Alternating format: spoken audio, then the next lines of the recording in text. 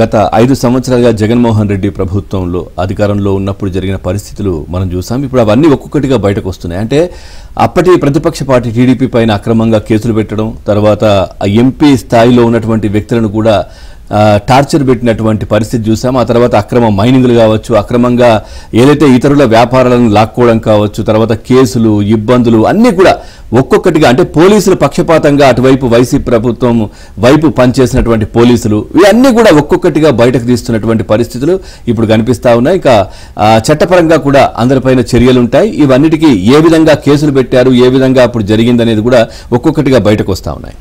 Right. Jagan హయాంలో చోటు చేసుకున్న అధికార అరాచకాలపై టీడీపీ కూటమి ప్రభుత్వం సీరియస్ గా దృష్టి పెట్టింది. గత 5 ఏళ్లలో అధికార దుర్వినియోగానికి పాల్పడి తప్పుడు కేసులు పెట్టి తీరు, ప్రతిపక్ష పార్టీల వారితో పాటు బడుగు బలహీన వర్గాలను అణచివేసిన వ్యవహారాలపై జిల్లాల వారీగా సమగ్ర సమాచారాన్ని సేకరిస్తుంది అని తెలుస్తోంది. అవినీతి వ్యవహారాలపై కూడా సమాచార సేకరణ జరుగుతోంది అని ప్రభుత్వ వర్గాలు తెలియజేశాయి. నాటి ముఖ్యమంత్రి జగన్ ను వ్యతిరేకించిన సొంత పార్టీ ఎంపీని కూడా పోలీస్ కస్టడీలో చితకబాదారనే ఆరోపణలు వచ్చాయి. రాష్ట్ర వ్యాప్తంగా పెద్ద సంఖ్యలో ప్రతిపక్ష నేతలు, కార్యకర్తలను ఇదే మాదిరిగా పోలీస్ స్టేషన్లో హింసించారని, వేల సంఖ్యలో తప్పుడు కేసులు పెట్టి వేధించారని టీడీపీ నేతలు పలు సందర్భాల్లో ఆరోపించారు.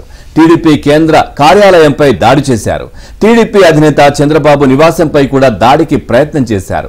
నర్సీపట్నంలో డాక్టర్ సుధాకర్, కాకినాడలో YCP MLC Anantha Babu driver Subrahmanyam, నంద్యాలలో అబ్దుల్ సలాం కుటుంబం, రేపల్లెలో 10వ తరగతి చదువుతున్న బాలుడు అమర్నాథ్ గౌడ్, పలమనేరులో ముస్లిం మైనార్టీ బాలిక మిస్బా, కావలి కరుణాకర్ వంటి వారి మరణాలపై కూడా ప్రభుత్వం నివేదికలు తెప్పించుకుంటోంది.